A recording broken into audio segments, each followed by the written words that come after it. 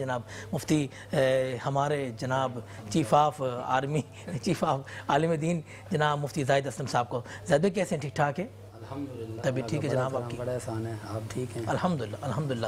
زاہد بھائی سب سے پہلے تو آپ نے ہماری آرمی جو ہماری پاک فوج اسے سلامت رکھے، تمام شہداء کو اللہ پاک ان کے درجات کو بلند فرمائے، اور ہمارے فیلڈ مارشل جناب سید عاصم منیر صاحب کو اللہ پاک اور عزتوں سے نوازے جس طرح اللہ پاک نے ان کو عزت دی.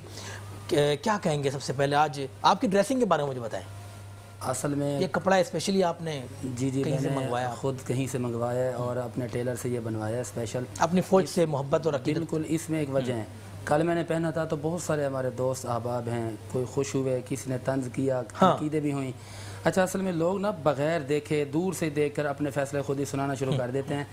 آج ہی میرے پاس ایک بندہ آیا، کہہ رہے کہ یار آپ نے پینٹ شرٹ پہنی ہوئی تھی. میں نے بولا آپ نے دیکھا خود مجھے آنکھوں سے دیکھا کہ وہ پینٹ شرٹ تھی یا میری قمیض شلوار تھی؟ تو پہلی بات تو یہ کہ یہ میری قمیض شلوار ہے. یقیناً میں کوئی ایسا کام نہیں کروں گا جو کہ شریعت سے ٹکرائے گا.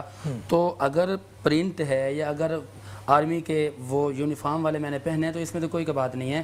وجہ یہ ہے کہ یہ جو ہماری وردی ہے، اس وردی کا ایک مقصد یہ ہے کہ اپنے وطن کی محبت میں مر مٹنا اور وطن عزیز ملک پاکستان کا دفاع کرنا، پاکستان کے غرداروں کو ختم کرنا، عوام کو انصاف فراہم کرنا. دیکھیں پاک فوج ہے تو یہ پاکستان ہے. بالکل ایسا ہی ہے. تو میری محبت اور میرے یہ ڈریسنگ کا مقصد یہ ہے کہ جس طرح وہ ہر وقت تیار رہتے ہیں نا ملک کے دفاع کے لیے، ملک کی حفاظت کے لیے، تو ہماری بھی ذمہ داری ہے کہ ہم بھی پاکستان کی حفاظت کے لیے ہر وقت تیار ہیں. آپ بھی بالکل تیار ہیں جی. کوئی اس میں وقت ہے تو جائیں گے، بارڈر پر بھیجیں وہاں جائیں گے.